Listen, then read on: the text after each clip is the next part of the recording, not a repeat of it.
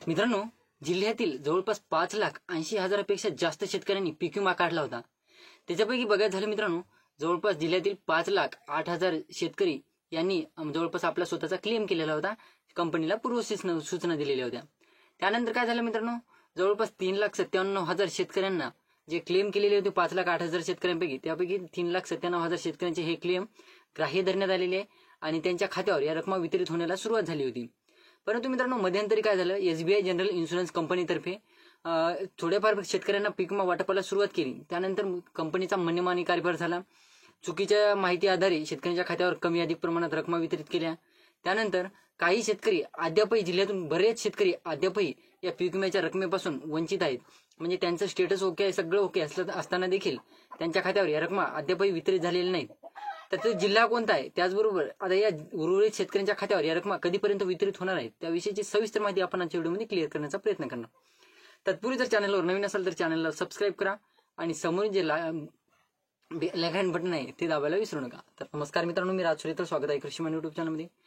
मित्रांनो, जवळपास आपण ज्या जिल्ह्याविषयी माहिती घेणार आहोत तो जिल्हा म्हणजे लातूर जिल्हा. लातूर जिल्ह्यातील SBI जनरल इन्शुरन्स कंपनीतर्फे काय झालं, शेतकऱ्यांच्या खात्यावर पीक विम्याच्या रकमा वाटपाला सुरुवात झाली. तुरळक शेतकऱ्यांच्या खात्यावर ही रक्कम वितरित देखील झाली. परंतु जिल्ह्यातून बरेच शेतकरी अद्यापही या पीक विम्यापासून वंचित आहेत. तर कंपनीचा मनमानी कारभार झालेला आहे. मनमानी कारभारामुळे कंपनी काय करत आहे, जेवढे शेतकरी पात्र ठरतील किंवा जेवढ्या शेतकऱ्यांच्या वाटलं त्यांना या शेतकऱ्यांच्या खात्यावर वितरित करा रक्कम, तेवढ्याच शेतकऱ्यांच्या खात्यावर रक्कम वितरित झालेल्या. बरेच शेतकरी अद्यापही पीक विम्यापासून वंचित झालेले आहेत. तर या कंपनीच्या मनमानी कारभाराला कंटाळून आणि जवळपास जे चुकीची माहितीच्या आधारे काही शेतकऱ्यांना 30,000 तर काही शेतकऱ्यांना 3,000 या पद्धतीच्या रक्कम वितरित करत आहे कंपनी. तर हे सगळं मनमानी कारभार जवळपास आमदारांच्या, त्यानंतर पालकमंत्र्यांच्या आणि काही अधिकारी कृषी विभागाच्या निदर्शनात ही गोष्ट आल्या. आणि त्यानंतर मित्रांनो आता एक टोकाचं पाऊल उचललेलं आहे आमदारांनी, त्याचबरोबर पालकमंत्र्यांनी, त्यानंतर काही कृषी विभागाच्या अधिकाऱ्यांनी आणि कंपनीला या जे चुकीची माहितीच्या आधारे किंवा मनमानी कारभारासाठी बरंच मोठ्या प्रमाणात कंपनीला जे अधिकाऱ्यांनी झापलं आहे आणि त्यांना जवळपास 30 एप्रिल पूर्वी या रकमा बॅकग्राऊंड व्हॉइसला इग्नोर मारा मित्रांनो. मला माहिती आहे की माझ्या बॅकग्राऊंड व्हॉइसमुळे माझा कितीही महत्त्वाचा पॉईंट असला किंवा किती खरी माहिती असली तरी सुद्धा काही शेतकऱ्यांना या बॅकग्राऊंड व्हॉइसमुळे ही माहिती पटत नाहीये, फेकोलॉजी वाटत आहे. तर मित्रांनो, या मनमानी कारभाराला कंटाळून या अधिकाऱ्यांनी काय केले, या कंपनीच्या अधिकाऱ्यांना चांगलं झापलेलं आहे, बाबा तुमचा मनमानी कारभार चालू देणार नाही.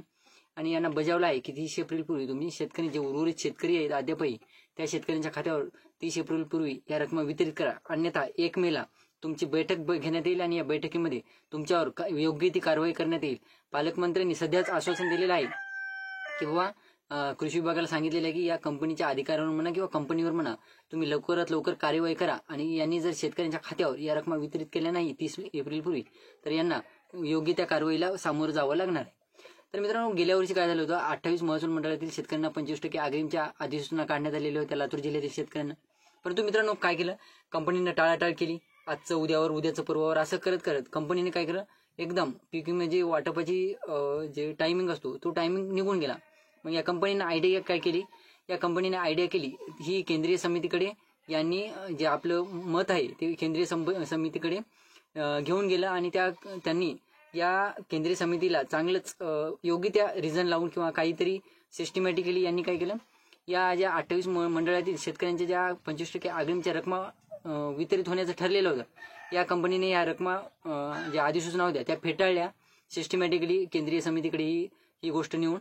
आणि त्यांनी काय केलं, अशीच टाळाटाळ करत त्यांनी जे शेतकऱ्यांसाठी निधी होता, 28 मंडळातील शेतकऱ्यांसाठी निधी अवेलेबल करण्यात आलेला होता 25% अग्रिमचा, ते स्वतः कंपनीनेच खाल्ला. आणि कंपनीने खाल्ल्याच्या नंतर कंपनीचा फायदा झाला, परंतु ते शेतकरी जे 28 मंडळातील शेतकरी होते ते 25% अग्रिमच्या अधिसूचनेपासून वंचित राहिले, पीक विम्यापासून वंचित राहिले. त्यानंतर मित्रांनो, जवळपास बघायचं झालं तर आता या शेतकऱ्यांना जर, जे उर्वरित शेतकरी आहेत त्या शेतकऱ्यांना जर 30 एप्रिल पूर्वी रकमा वितरित नाही झाल्या तर आता राज्य सरकारचं म्हणणं किंवा आमदारांचं, पालकमंत्र्यांचं, कृषी विभागाचं म्हणणं आहे की कंपनीला आता योग्य ते कारवाईला समोर जावं लागणार आहे. आणि त्यांनी जवळपास जे 1,26,000 शेतकऱ्यांना 165 कोटी रुपये मंजूर केलेले आहेत ते जर आता वितरित नाही झाले 30 एप्रिल पूर्वी तर शेतकऱ्यांसोबतच जे विमा कंपन्या आहेत त्यांना ते शेतकऱ्यांना घेऊन ते काय करणार आहेत, कारवाईला सामोरं जाणार आहेत. तर ही होती छोटीशी माहिती मित्रांनो. व्हिडिओ आवडला असेल तर लाईक करा, चॅनलला सबस्क्राईब करा आणि जास्तीत जास्त शेतकऱ्यांपर्यंत पोहोचवण्याचा प्रयत्न करा. धन्यवाद.